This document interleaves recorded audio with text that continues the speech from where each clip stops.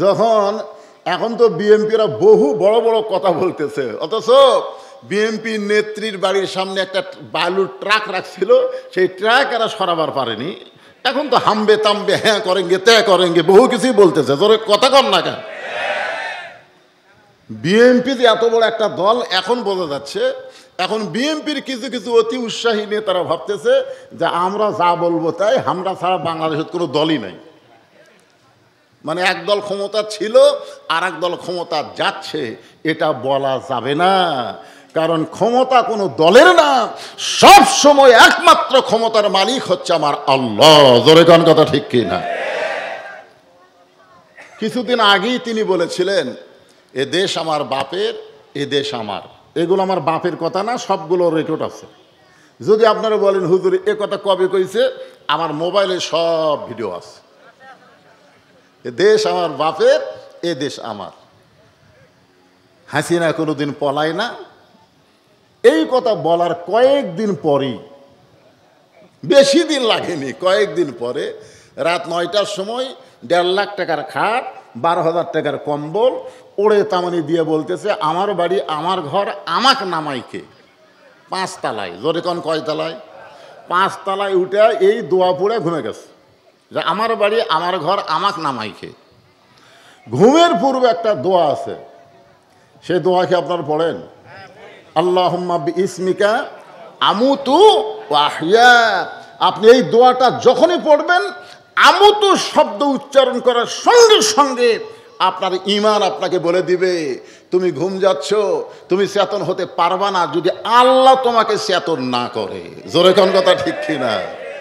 এই দোয়া না পড়ে কি দোয়া পড়ছে? যে আমার বাড়ি আমার ঘর আমাক নামাইকে।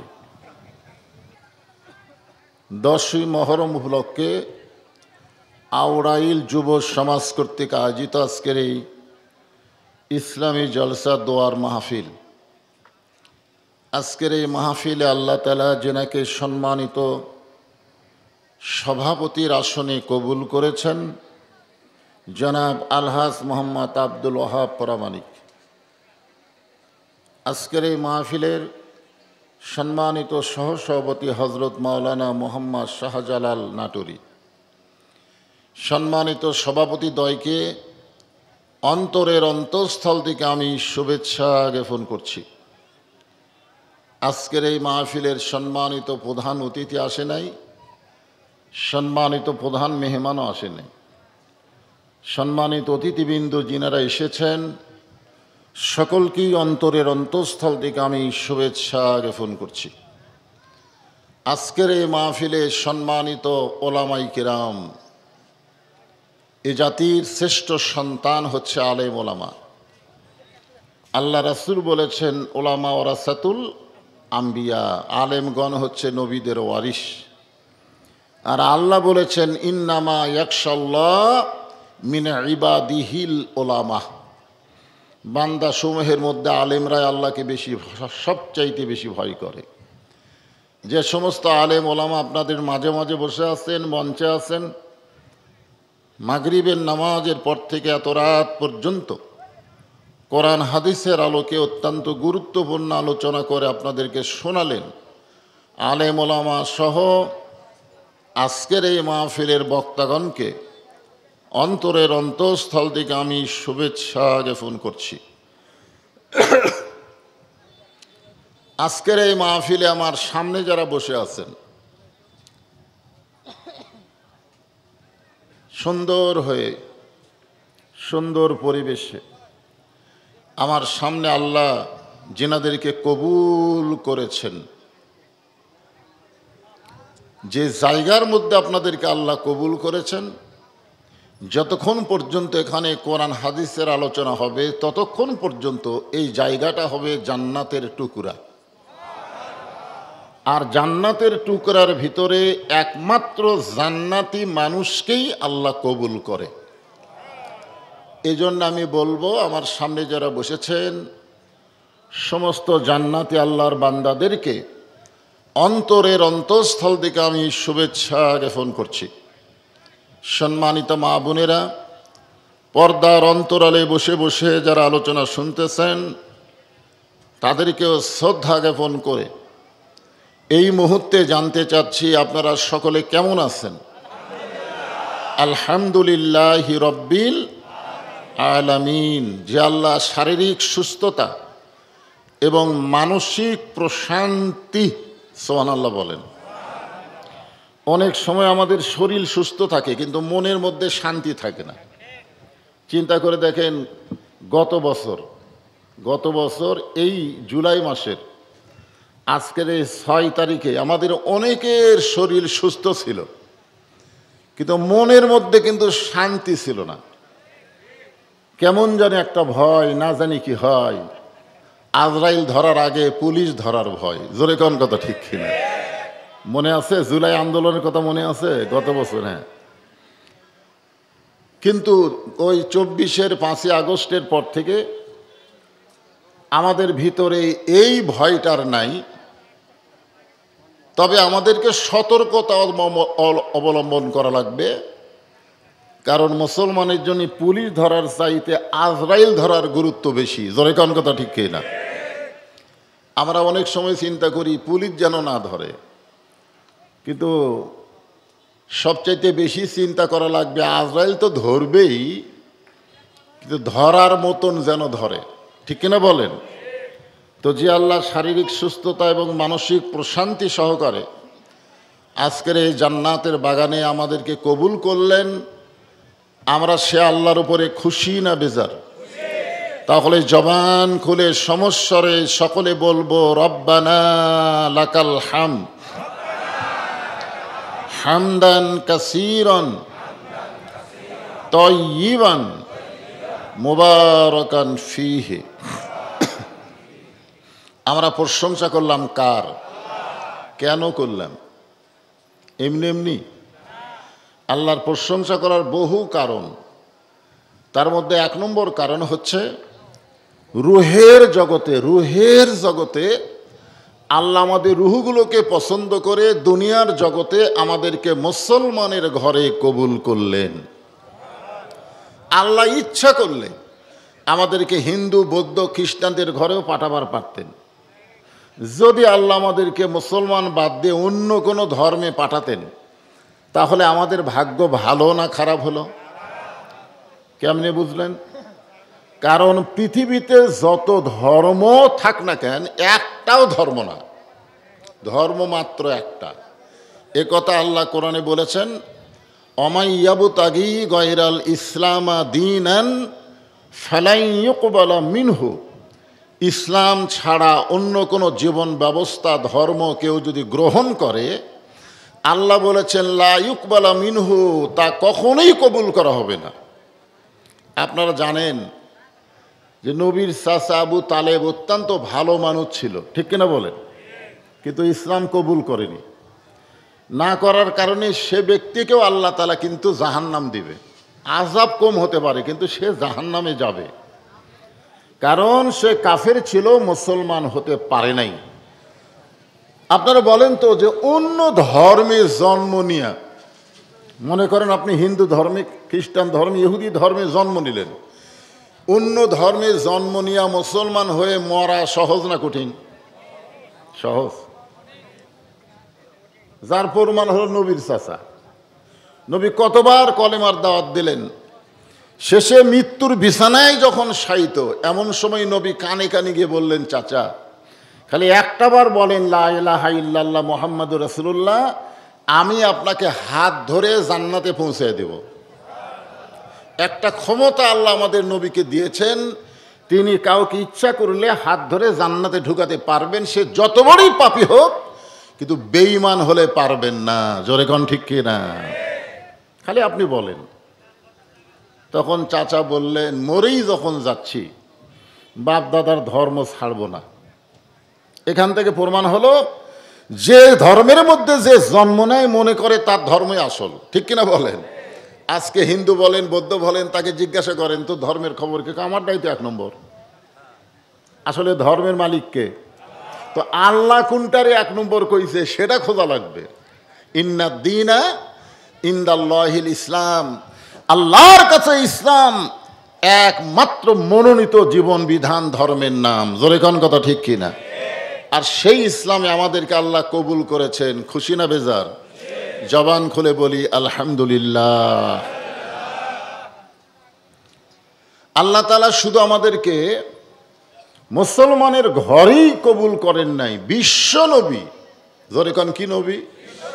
বিশ্ব নবী। খুব খেয়াল করবেন, বিশ্ব নবীর উম্মত হওয়ার মতন তৌফিক আল্লাহ আমাদেরকে দান করেছেন। যেই নবীর উম্মত হয়ে আমাদের লাভ কি? আল্লাহ রাসূল বলেছেন, যদি ঈমান নিয়ে তোমরা মৃত্যুবরণ করতে পারো, আমি রাসূল ঘোষণা করে দিলাম, ঈমান নিয়ে যদি তোমরা দুনিয়া ছাড়তে পারো, যেভাবেই হোক আমি তোমাকে সুপারিশ করে জান্নাতে পৌঁছে দিব।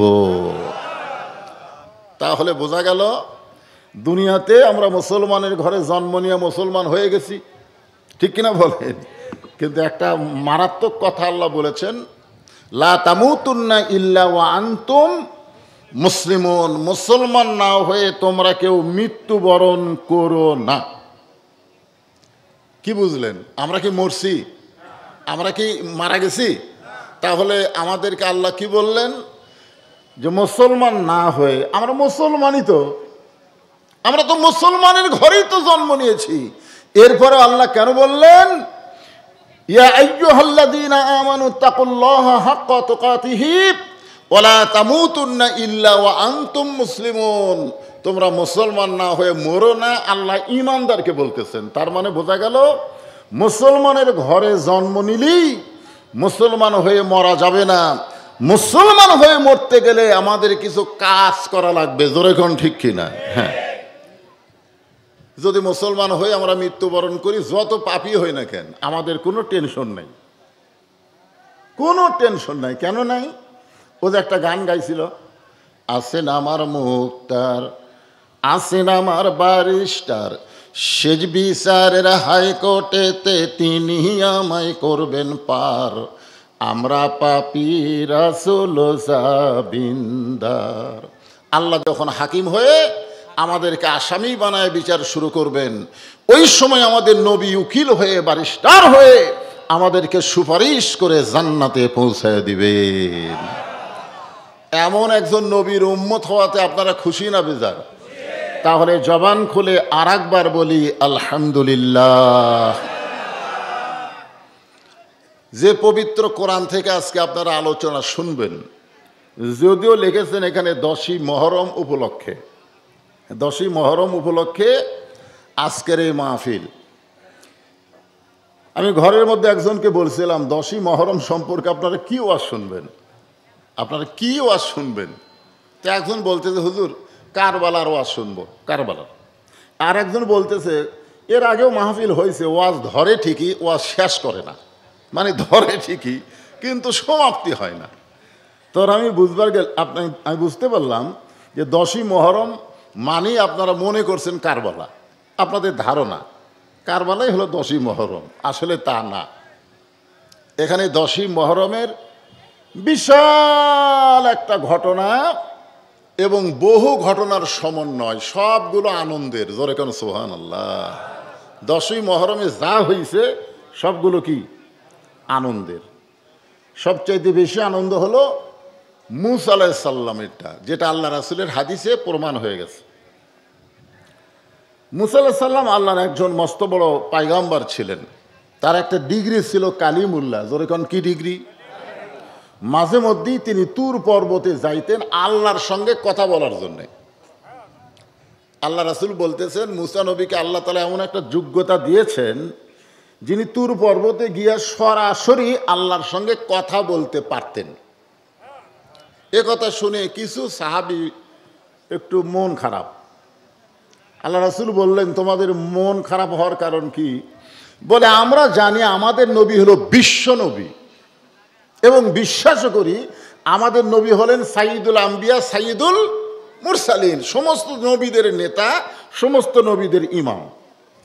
তাহলে মূসা নবীকে আল্লাহ সরাসরি কথা বলার যোগ্যতা দিল, আর আমার নবীর সঙ্গে আল্লাহ কথা বলবার গেলে জিবরাইল সেট করলো। মাঝখানে কি সেট করলো? কথা কন না কেন? জিবরাইলের মাধ্যমে আল্লাহর বাণী কোরআন আল্লাহ নবীর কাছে পাঠালো।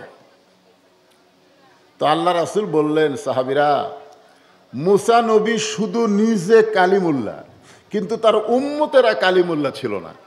মুসা নবী শুধু নিজেই কালিমুল্লাহ, আল্লাহর সঙ্গে কথা বলতে পারত, কিন্তু মুসা নবীর কোনো উম্মতকে আল্লাহ কালিমুল্লাহ ডিগ্রি দেয়নি।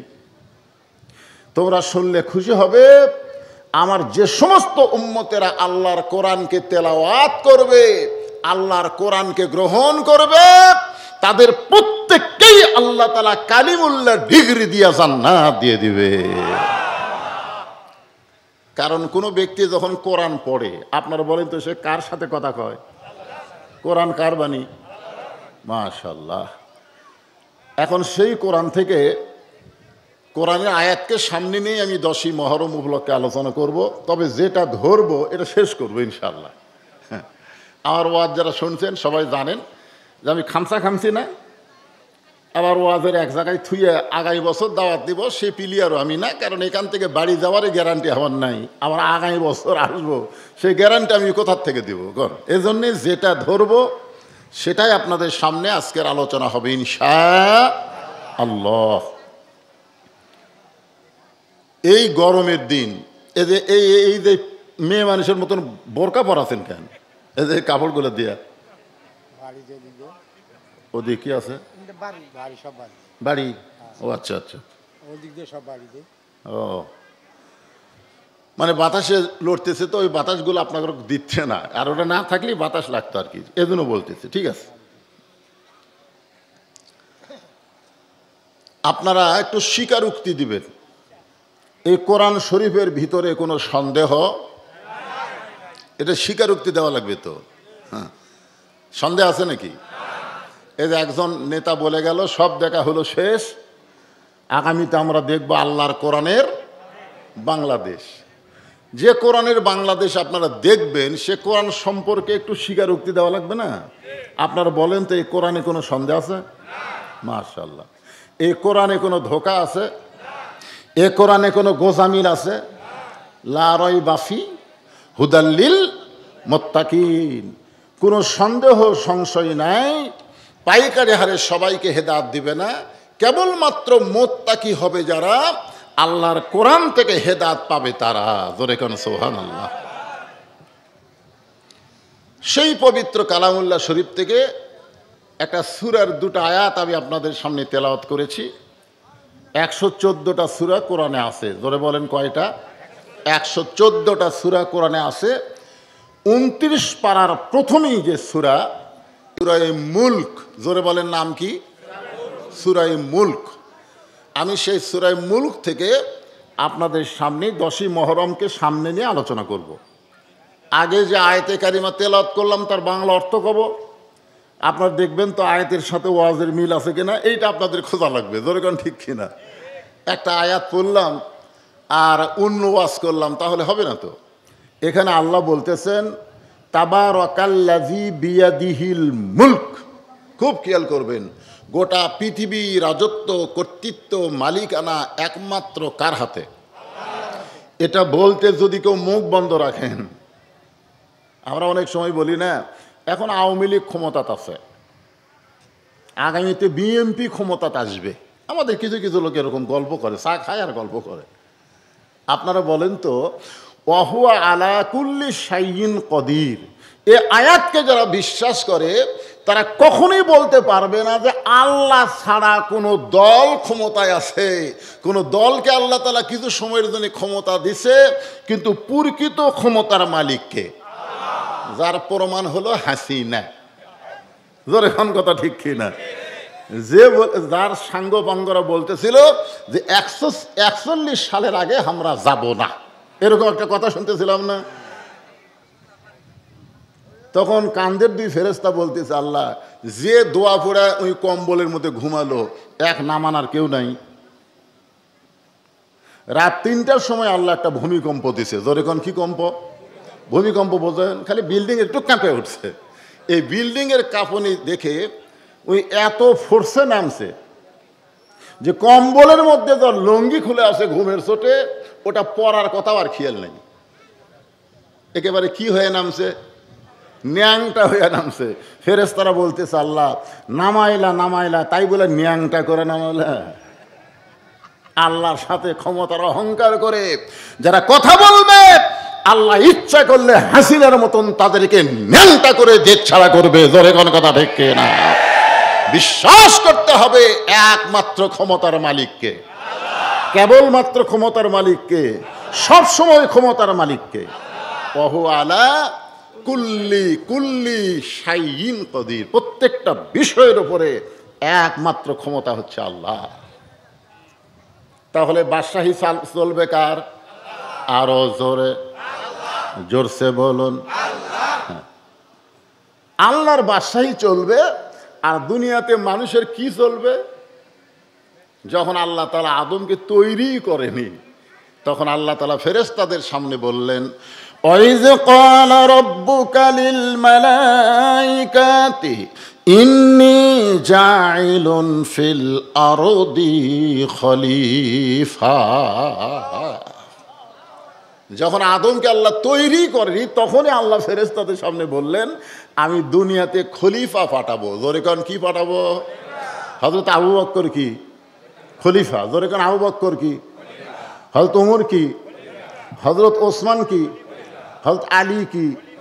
হযরত আমিরে মুয়াবিয়া কি?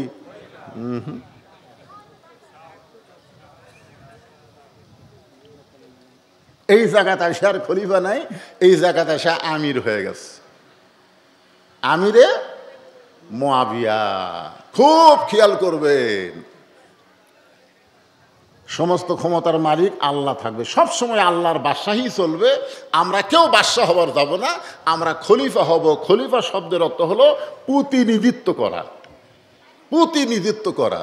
আমরা আল্লাহর পক্ষ থেকে দুনিয়াতে আল্লাহর আইন অনুযায়ী আল্লাহর আইনকে, আল্লাহর বিধানকে, আল্লাহর কোরআনকে এই বাংলার জমিনে প্রতিষ্ঠা করব। জোরে কোন কথা ঠিক কিনা?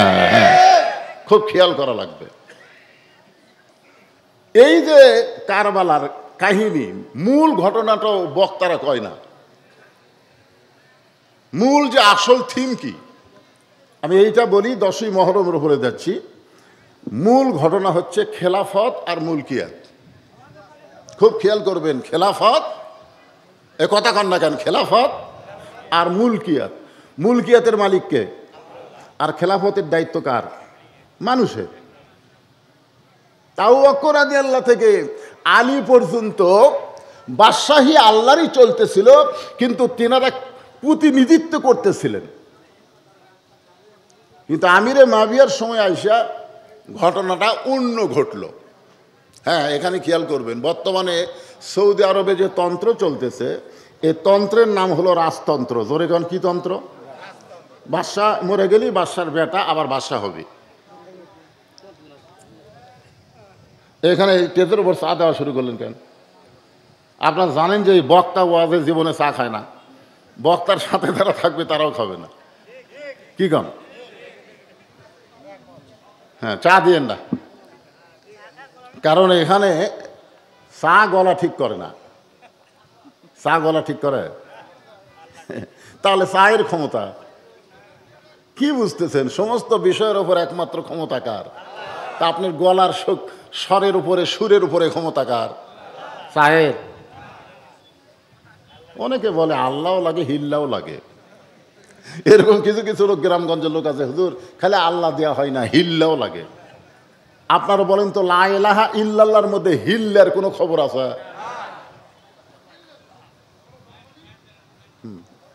তাহলে আমরা কি বলবো? শুধু আল্লাহ লাগে, হিল্লা, জোরে বলেন, হিল্লা লাগে না। অনেকে বলে আল্লাহও লাগে, হিল্লাও লাগে না, তা লাগে না। হ্যাঁ, খুব খেয়াল করে শুনবেন। আল্লাযী খালাকাল মাউতা ওয়াল হায়াতা লিয়াবলুয়াকুম আইয়ুকুম আহসানু আমালান ওয়া হুয়াল আজিজুল গফুর। আল্লাহ বলতেছেন, তোমাদের মৃত্যু এবং জীবনকে আমি আল্লাহ সৃষ্টি করেছি। আল্লাযী খালাকাল মাউতা ওয়াল হায়াতা, আমাদের মৃত্যু এবং হায়াতকে সৃষ্টি করেছেন কে? আল্লাহ বলতেছেন লিয়াবলুয়াকুম, তোমাদেরকে পরীক্ষা করা হবে। আপনারা বলেন তো কি করা হবে? পরীক্ষা। পরীক্ষা পরীক্ষা বোঝেন আপনারা? পরীক্ষা বোঝেন? হুজুর আমি জীবনে স্কুলেই যাইনি, পরীক্ষা কি? এখানে আল্লাহ বলতেছেন লিয়াবলুয়াকুম, তোমাদেরকে পরীক্ষা করা হবে। আইয়ুকুম আহসানু আমালা, পরীক্ষার সাবজেক্ট হচ্ছে সুন্দর আমল। এই পরীক্ষার সাবজেক্ট কি? সুন্দর আমলের পরীক্ষা করা হবে। এখন সুন্দর আমলের পরীক্ষা যদি আমরা দিতে চাই, খুব খেয়াল করবেন, সুন্দর আমলের পরীক্ষা আমরা দিব, কিন্তু পরীক্ষা দিবার গেলে সুন্দর আমল করা লাগবে। তো আমল না করাই পরীক্ষা দেবেন? এই যে কবরে আমাদের রুহের জগতে আল্লাহ বলেছেন আলাস্তু বি রব্বিকুম, তোমাদের রবকে? আমরা বলেছি কলু বালা, আমাদের রবকে আল্লাহ। আবার কবরে যাওয়ার পরে প্রথম প্রশ্ন কি হবে? তো রবের কথা তো আমরা রুহের জগতে বলছি, আবার কবরে ঢুকেই একই প্রশ্ন, মান রব্বুকা, তোমার রবকে? কথা কয় না আল্লাহ। পারবেন তো বলবার? না না, এই যে আল্লাহ এখন বললেন, কবরে যাই তো বলবার পারবেন? আল্লাহ সুযোগ দিবি না তো। আল্লাহ বলেছেন তোমাদের পরীক্ষা করা হবে। মসজিদের মধ্যে যায় যখন আপনি নামাজের নিয়ত করে প্রথম কি বলেন? আলহামদুলিল্লাহি রব্বিল আলামিন। আপনি রুকুতে গিয়ে কি বলেন? সুবহানা রব্বিয়াল। সেজদায় গিয়া কি বলেন? সুবহানা রব্বিয়াল। সামি আল্লাহু লিমান হামিদা বলার পরে কি বলেন? রব্বানা লাকাল হামদ। এই যে বারবার রব রব রব রব নামাজের মধ্যে যখন আপনি বলেছেন, কবরে যাওয়ার পরে যখন বলবে মান রব্বুকা, তোমার রবকে, তখন রবের উত্তর আপনাকে দেওয়া লাগবে না, আপনার নামাজি দাঁড়িয়ে বলবেন এই মুনকির নাকি যেই ব্যক্তি সারা জীবনে নামাজের মধ্যে গিয়ে এতবার রব রব জিকির করেছে, আবার কবরে এসে মান রব্বুকা আবার, তখন মুনকির নাকির বলবে আল্লাহ তোমার বান্দাকে মান রব্বুকা প্রশ্ন করার সাথে সাথে নামাজ যে খেপা খেপছে। আল্লাহ বলে যে নামাজ নিয়ে কবরে আইছে, তার রবের উত্তর হয়ে গেছে। জোরে কর সুবহানাল্লাহ। তাহলে রবের উত্তর দিবার গেলে পরীক্ষায় পাশ করতে হলে আমাদের নামাজি হওয়া লাগবে। জোরে কর, কথা ঠিক কিনা? কথা বলেন ঠিক কিনা? কিন্তু এখন তো বাংলাদেশের সবাই নামাজ পড়ে না। যেই যুবকেরা আজকে যুব সমাজের উদ্যোগে আজকের এই 10ই মহরম মাহফিল হচ্ছে, আপনি খুঁজলে দেখেন এই যুবকদের মধ্যে অনেকেই মাগরিব এশার নামাজই পড়েনি। এরা মাহফিল করতেছে, 10ই মহরমের ওয়াজ শুনবে, কিন্তু নামাজের গুরুত্ব বুঝবে না। এই জন্য আল্লাহ বলতেছেন তোমাদের মৃত্যু এবং হায়াতকে আমি আল্লাহ সৃষ্টি করেছি লিয়াবলুয়াকুম, তোমাদেরকে পরীক্ষা করা হবে। আর পরীক্ষার বিষয়টা হচ্ছে আইয়ুকুম আহসানু আমালা, সুন্দর আমলের পরীক্ষা। এখন সুন্দর আমল আমরা করতে চাই, ঠিক কিনা বলেন? কিন্তু সুন্দর আমল করতে গেলে সুন্দর একটা পরিবেশের দরকার আছে না নাই? পরিবেশ, জোরে কান কি? আজকে আমাদের বাংলাদেশে যেই পরিবেশ চলতেছে, আগে আপনাদের কারবালা শব্দের অর্থ বলি। কারবালা কিন্তু কোনো জাগার নাম না। আজকে আপনারা একটু মনোযোগ দিয়ে শুনবেন, কারবালা কোনো জাগার নাম না। পৃথিবীর কোনো জায়গায় কারবালা জায়গা পাবেন না। ফোরাত নদীর কিনারায় আমরা জানি একটা ঘটনা ঘটে গেছে, যেই ঘটনাকে আমরা বলি কারবালা। কিন্তু কারবালা কোনো জায়গার নাম নয়। কারবালা হলো আরবি শব্দ। জোরে কোন কি শব্দ? এই শব্দ আগে কি ছিল? আগে এই শব্দ ছিল কারিবুল বালা। কারিবুল বালা মানে বিপদ অতি নিকটে। খুব খেয়াল করবেন, বিপদ অতি নিকটে। এখন সেই কারবালাটা আস্তে আস্তে এই কারিবুল বালাটা আমার দিকে খেয়াল করে, ওটা কে ছিল? আচ্ছা আচ্ছা, তুই এসে ফ্যান ঘুরে দিস ওইদিকে।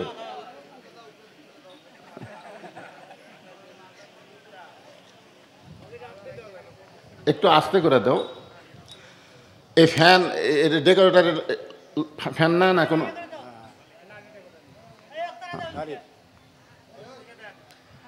আচ্ছা, এই যুবকেরা যে মাহফিল করতে, যুবকেরা কোথায় গেল? এত যুবক থাকতে পাগলাইটে কি করে?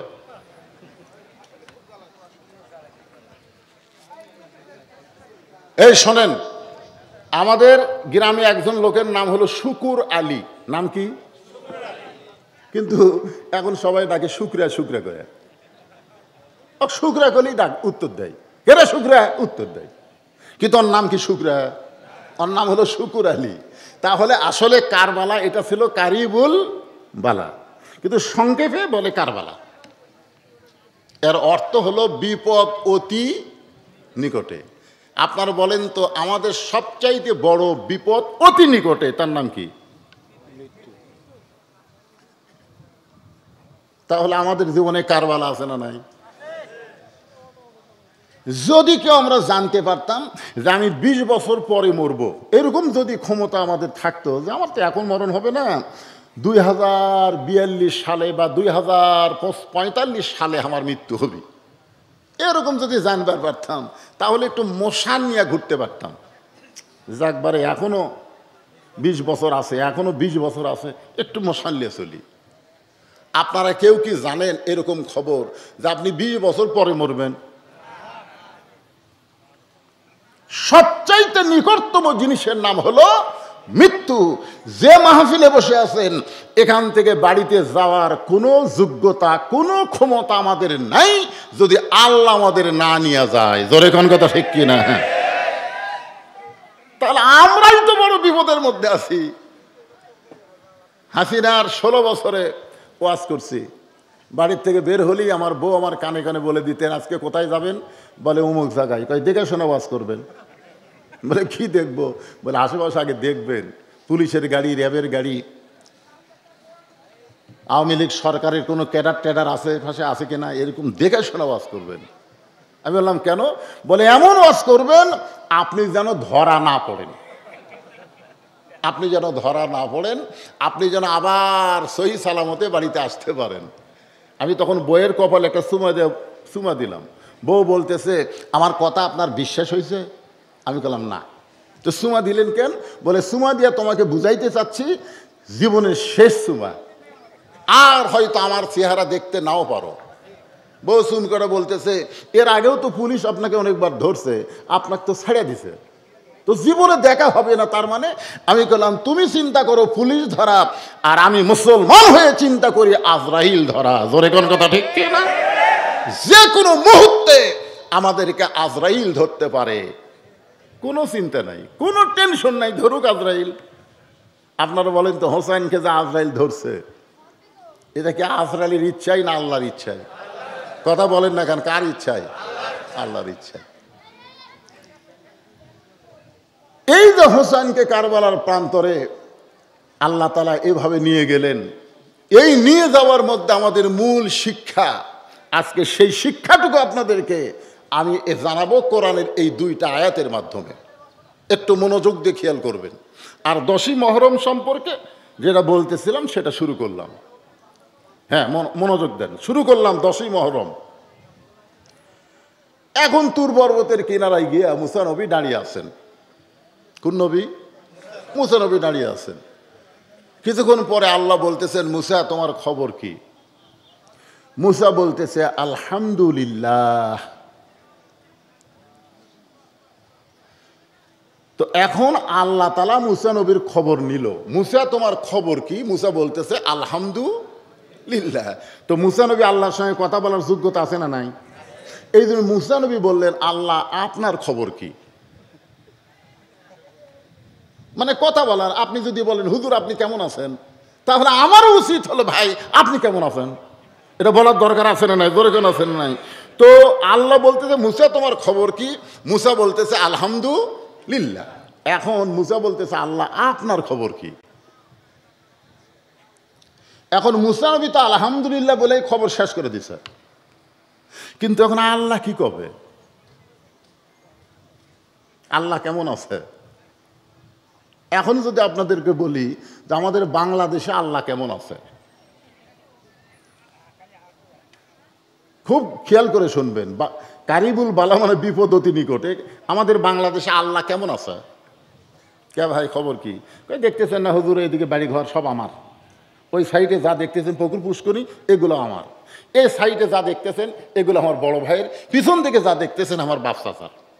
এই এরিয়ার মধ্যে পাও দেওয়ার মতন জায়গা কারু নাই, সব তো সবই যদি তোমাকে হয় আল্লাহর। তখন বলতে যে হুজুর আল্লাহর জায়গা যদি দেখবার চান তাহলে 2 মিনিট হাঁটা লাগবে। কয় মিনিট? আল্লাহর জায়গা দেখবার গেলে 2 মিনিট হাঁটা লাগবে। তো 2 মিনিট হাঁটা মসজিদের কাছে গিয়ে বলতে হুজুর এখানেও আল্লাহর কিছু ছিল না, আমার চাচা আল্লাহ 10 শতক দান করছে। এখানেও আল্লাহর কিছু ছিল না, আমার চাচা আল্লাহ 10 শতক দান করছে, আর আমরা টাকা পয়সা দিয়ে আল্লাহকে একটা ঘর বানিয়ে দিছি। তখন ফেরেশতারা বলতেছে আল্লাহ এই দেশের নাম কি, যেই দেশে তোমার কোনো জায়গা নাই, ওর চাচা তোমার 10 শতক দান করছে আর ওরা টাকা পয়সা দিয়ে ঘর বেড়া দিল, এই দেশের নাম কি আল্লাহ? আল্লাহ বলতেছে ওই দেশের নামই হলো বাংলাদেশ রে। ওই দেশে আমি আল্লাহর চাইতে গরিব কেউ নাই। 6 তলা বাড়ি বানাচ্ছে 2.5 কোটি টাকা খরচ করে, মসজিদের টাইলস লাগাতে 2 বস্তা সিমেন্ট শর্ট পড়ছে। এখন মসজিদের ইমাম ওনার কাছে গিয়ে বলতেছে ভাইজান মসজিদের মাঝের টাইলস লাগাতে 2 বস্তা সিমেন্ট শর্ট পড়ছে, ভাই আপনি যদি আল্লাহর রাস্তায় 2 বস্তা সিমেন্ট দিতেন। লোকটা বলতেছে আমি যে বিপদে আছি ভাই, আমার হাতত কিছু নাই। ওই কয়তলা বিল্ডিং করতেছে আর আল্লাহ দেওয়ার সময় কি বলতেছে, আমি যে বিপদে আছি ভাই দেওয়ার মতন কিছুই নাই। এই দেশের নাম কি?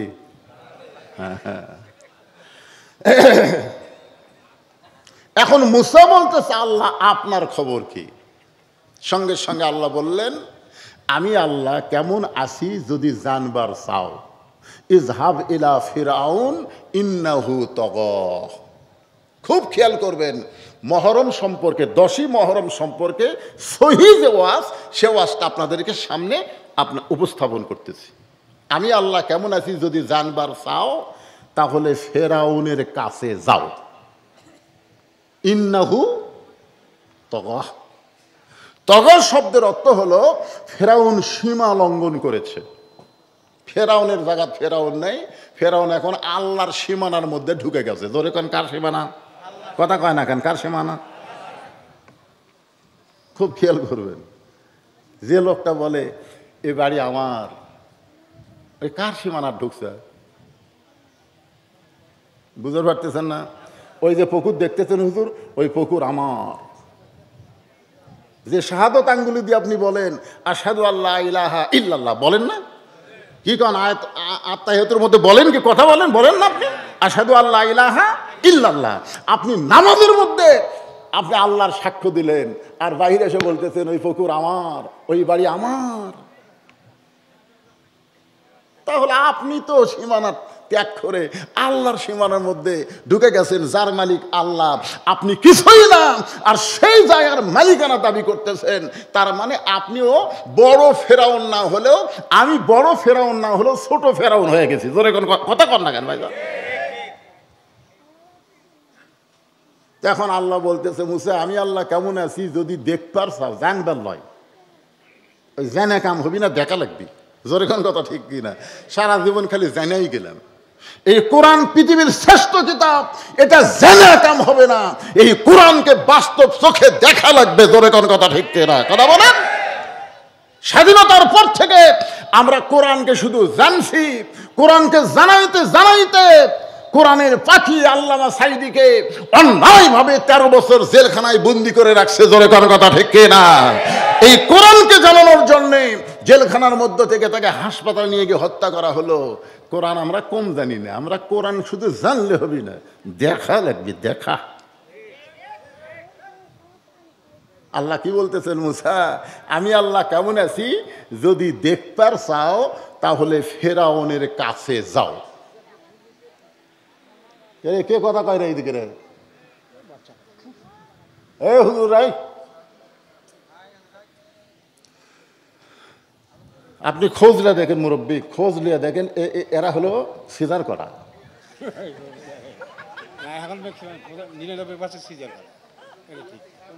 কারণ সিজার করার বাচ্চারা অস্থির হয়।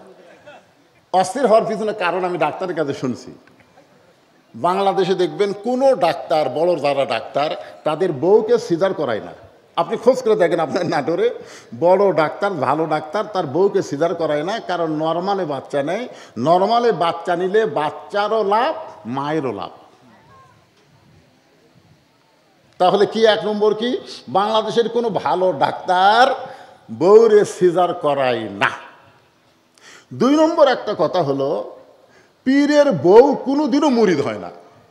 আপনারা খোঁজলে দেখবেন পীরের বউ কোনোদিন মুরিদ হয় না। কারণ বউ জানে এই মাঝে মধ্যে মুরিদের বউয়ের দিকে চোখ মারে, এই লুচ্চার হাতে মুরিদ কে হবে রে। আর তিন নম্বর একটা সত্যি কথা হলো, মৌলানাদের বাড়িতে কোনোদিন মিলাদ হয় না। এরা পরের বাড়িতে পড়ায় কিন্তু নিজের বাড়িতে হয় না। জোরে কোন কথা ঠিক কিনা? ঠিক করলেও ঠিক, না করলেও ঠিক। কি সিজার করা বাচ্চারা অস্থির হয় কেন? কারণ জন্মের আগেই যার পেট কাটছে, ওই 3 দিন পরে নর্মালে জন্ম নিত, কিন্তু ওর মায়ের ধৈর্য না থাকার কারণে ওর পেট কাটা লাগছে। ওর মা প্রসব বেদনা ভোগ করবি না, মায়ের পায়ের তলে জান্নাত। ইয়ার কি মারেন? বাপের পায়ের তলে তো জান্নাত না, জান্নাত হলো মায়ের পায়ের তলে। জোরে কোন কথা ঠিক কিনা? এরা কোন মা?